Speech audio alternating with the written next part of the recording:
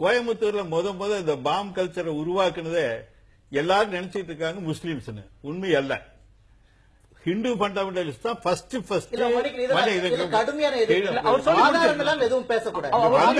எவிடன்ஸ்லயே கொண்டு வந்திருக்க முதல் கேஸே ஹிந்து முன்னணிக்காரங்க குண்டு வச்சிருந்ததாகத்தான் முதல் கேஸே கோயம்புத்தூர்ல.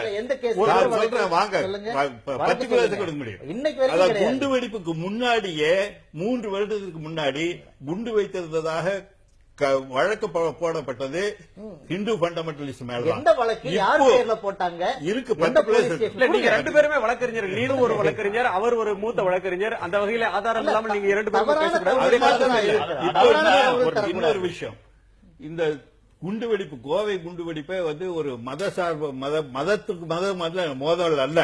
நல்லா புரிஞ்சுக்கணும். இது செல்வராஜ் கொலை உண்டதற்கு பின்னாடி, கான்ஸ்டபிள் செல்வராஜ் கொலை உண்டதற்கு பின்னாடி 19 முஸ்லீம் இளைஞர்கள் வெட்டி கொல்லப்பட்டார்கள் அல்லது வேற விதமாக துப்பாக்கி சூட்டில் இறந்தாங்க. இந்த 19 முஸ்லீம்கள் இறந்ததற்கு முறையான விசாரணை இல்லை. அவர் யார் பேர்லையும் நடவடிக்கை எடுக்கப்படவில்லை. அப்படி எடுக்கப்படாததற்கு ஒரு ரீட்டாலியேஷன் தான் இது. இனக்கலவரம் அல்ல அப்படின்னு நான் சொல்லல. நண்பர் நல்லா புரிஞ்சுக்கணும். ப்ராசிக்யூஷன் கேஸே அதான். குண்டு வெடிப்பு, கோவை குண்டு வெடிப்புல ப்ராசிக்யூஷன் கேஸே அதான். இன்னும் சொல்ல போனா இந்த செல்வராஜ் மர்டர் கேஸ்ல ஏதோ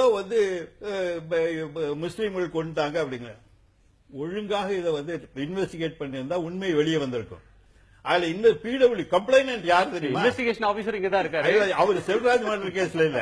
அவர் கோவை குண்டு வெடிப்புல ஒரு பகுதி மாத்திரம் அவர் இன்வெஸ்டிகேட் பண்ணவர் விடுதலை ஆயிட்டார். அவர் பேர்ல கேஸ் ப்ரூவ் ஆகலன்னு சொல்லி ரியாசுர் ரஹ்மான் மைசூர்காரரு அவர் விடுதலை ஆயிட்டாரு. அவர் தான் குண்டுக்கு சப்ளை பண்ணதாக கேஸ்.